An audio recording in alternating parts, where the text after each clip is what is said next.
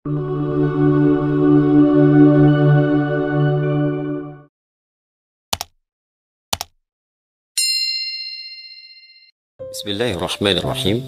Assalamualaikum warahmatullahi wabarakatuh. Alhamdulillahi rabbil alamin.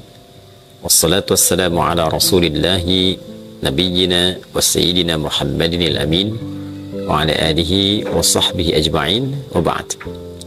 Saudara-saudariku, shaimin, as-shaimat dimanapun berada, alhamdulillah kita masih diberikan kesempatan, kemampuan, dan kekuatan untuk beraktivitas dan sampai pada detik yang sangat menentukan perjalanan di bulan Ramadan yang mulia ini hingga tiba di 10 hari terakhir di penghujung Ramadan.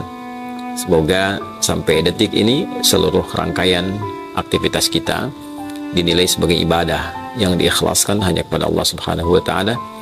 Semoga doa-doa kita diterima dan dijawab oleh Allah Subhanahu wa taala. Semoga dosa-dosa kita digugurkan dan diampuni oleh Allah Subhanahu wa taala, dan semoga seluruh ibadah yang kita tunaikan diterima dengan penerimaan terbaik oleh Allah Subhanahu wa taala. Teman-teman, di rangkaian 10 hari terakhir di bulan Ramadan ini, baik malam ataupun siangnya, disikapi oleh Nabi SAW dengan penuh kesungguhan, penuh keseriusan, sehingga Al-Imam Al-Bukhari misalnya mendokumentasikan kesungguhan keseriusan Nabi ini pada satu informasi yang tersambung melalui jalur Sayyidah Aisyah radhiyallahu ta'ala anha, ditempatkan oleh beliau dalam satu urutan hadisnya dalam kitab Jami beliau pada nomor hadis 2024, dan diungkap bahwa Sayyidah Aisyah radhiyallahu ta'ala anha mengatakan, atau kama qalat, idza dakhalatil ashru, jika 10 hari terakhir di bulan Ramadan itu telah tiba, syaddan nabiyyu sallallahu alaihi wasallam mi'zarahu, maka Nabi sallallahu alaihi wasallam mengencangkan sarungnya, mengencangkan pakaian beliau untuk menunjukkan kesungguhan, keseriusan dalam beribadah, menyingkap berbagai macam kebaikan yang bisa dikerjakan, dan menunda pergaulan-pergaulan biologis dengan istri-istri tercinta, dan mengkhususkan kegiatannya untuk bertakarrub kepada Allah Subhanahu wa ta'ala. Ahya lailahu, beliau menghidupkan malamnya, dan aiqadha ahlahu, membangunkan keluarganya. Dalam konteks menghidupkan malam ini, ada sesuatu yang menarik kala Nabi Sallallahu Alaihi Wasallam banyak sekali memotivasi kita dalam rangkaian hadis yang beragam untuk menghidupkan malam-malam 10 terakhir Ramadan. Ada banyak sekali tinjauan dan catatan dari para ulama terkait dengan keistimewaan 10 malam Ramadan ini, dan tentunya tidak mengabaikan keistimewaan yang didapatkan pada siang harinya saat kita menunaikan ibadah puasa. Pada 10 malam terakhir ini ada beberapa momentum yang sangat diburu oleh umat Islam, mengacu pada besarnya potensi kebaikan yang disebutkan dan diisyaratkan oleh Nabi SAW. Di antaranya adalah potensi mencari malam kemuliaan, malam keberkahan. Disampaikan di dalam Al-Quran surah Ad-Dukhan misalnya di ayat yang ketiga, saat Allah Subhanahu wa ta'ala berfirman, inna anzalnahu fi lailatin mubarakah, dan demi keagunganku aku turunkan Al-Quran itu di malam yang penuh dengan berkah. Ya, ayat ini ingin memberikan satu isyarat bahwa ada satu malam yang perjalanan waktu di malam itu seluruhnya diberkahi dengan keberkahan turunnya Al-Quran. Dengan sempurna di surah ke-97, yaitu surah Al-Qadar, dijelaskanlah kemudian di antara detil keberkahan yang dimaksudkan. Saat Allah Subhanahu wa ta'ala berfirman, inna anzalnahu fi lailatul qadar, yang dimaksud malam mubarakah, malam yang diselimuti keberkahan itu adalah malam Al-Qadar, malam saat diturunkannya Al-Quran dengan segala keistimewaan dan keagungan yang melekat di dalamnya. Wa ma adraka ma lailatul qadar, tahukah Anda malam Al-Qadar ini, malam yang penuh berkah ini? Lailatul Qadri khairum min alfi syahr. Malam penuh berkah ini diliputi oleh limpahan pahala yang mengungguli, melebihi nilai dari 1000 bulan. Seringkali sementara pakar menghitung 1000 bulan ini kurang lebih ada yang menghitung 82 tahun sampai kisaran 85 tahun. Jadi bila ada seseorang beribadah bertepatan dengan malam ini, maka potensi pahala yang bisa dia raih setidaknya kurang lebih 85 tahun. Orang membaca Al-Quran bertepatan dengan malam ini, maka bacaannya bisa bernilai setidaknya 85 tahun.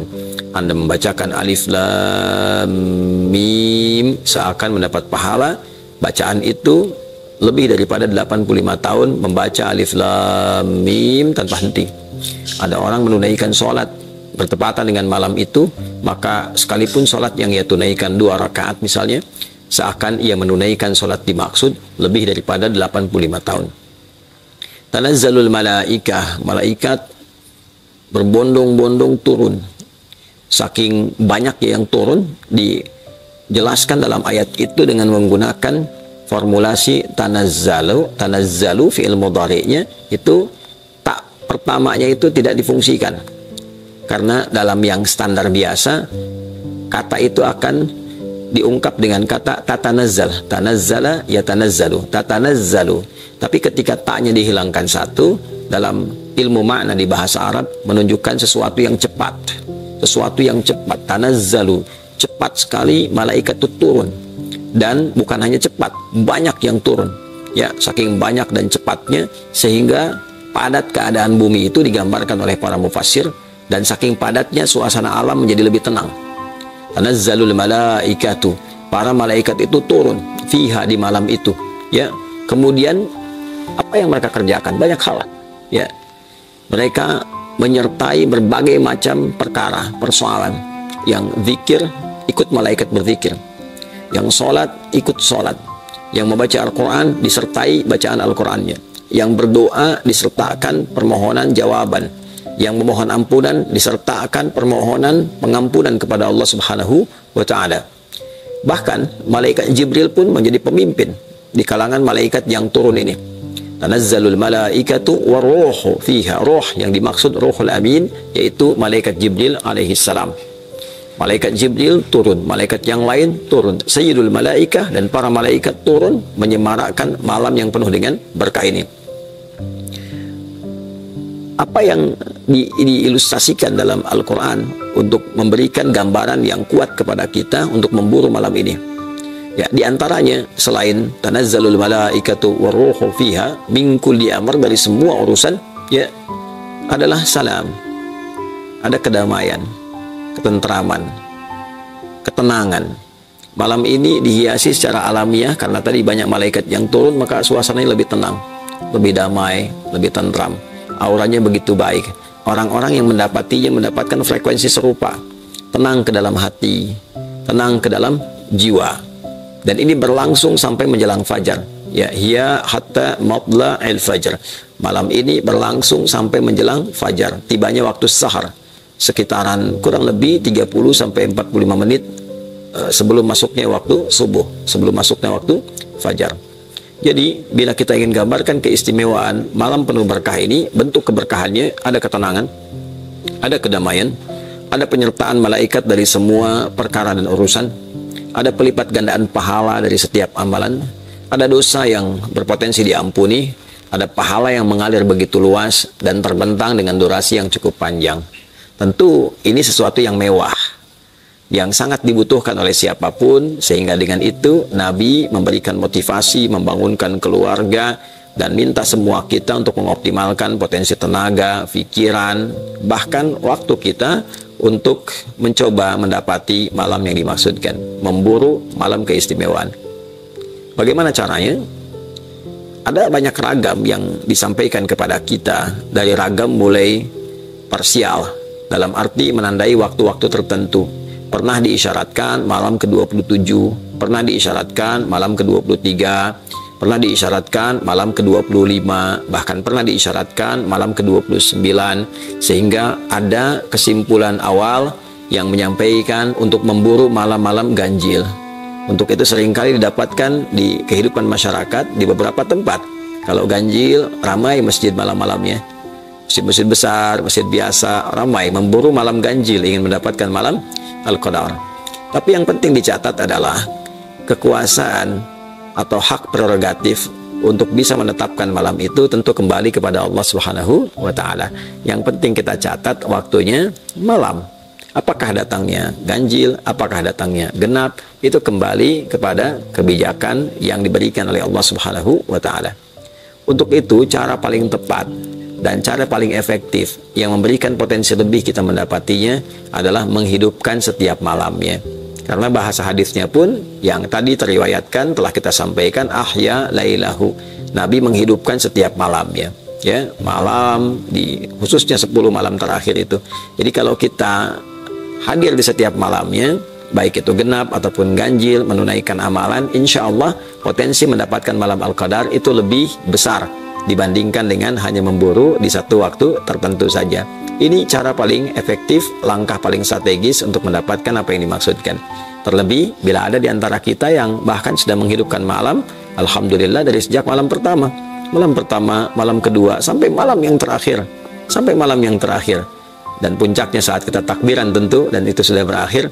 Ya, bila seluruh malamnya kita isi dengan ibadah, maka potensi besar kita mendapatkan malam Al-Qadar yang dimaksudkan.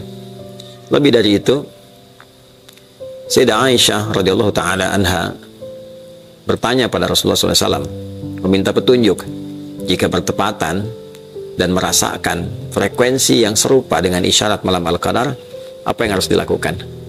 Nah, itulah yang insya Allah kita akan jawab di pertemuan berikut, sekaligus memberikan tanda keberhasilan bagi orang yang meraih malam Al-Qadar seperti yang telah diuraikan. Allahumma taqabbal minna innaka antas samiul alim wa tub alaina innaka antat tawwabur rahim. Subhanakallahumma bihamdika nasyhadu an la ilaha illa anta nastaghfiruka wa natubu ilaik wa akhiru da'wana anil hamdulillahi rabbil alamin. Adi Hidayat, Mira. Assalamualaikum warahmatullahi wabarakatuh.